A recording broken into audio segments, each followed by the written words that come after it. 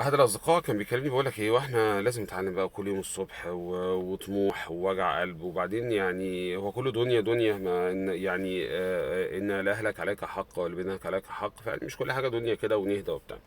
فكان ردي الموضوع طبعا مطروح للنقاش، يعني انه بالعكس خالص، لو هنمشيها دنيا ودين يعني لا، ده دين بقى على فكره حضرتك.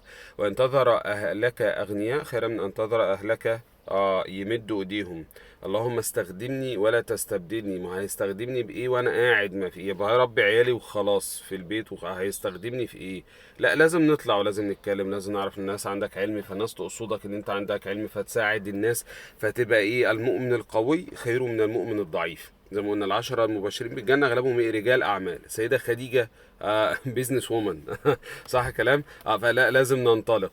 طب سيدنا محمد عليه الصلاة والسلام كان قاعد، كان مقصر بقى. تخيل بقى الدعوة بالأب بالولاد بالعيال بالحروب بكل الكلام ده، هو كان مقصر؟ لا، خلينا بس عشان نربي عيالنا، وإن لبدنك عليك حق. لا، ما هو حضرتك المطالب اللي احنا نبالانس ما بين كل دول أصلا. او هو ده لقد خلقنا الانسان في كبد. وليه كبد؟ لانك عندك حاجات كتير.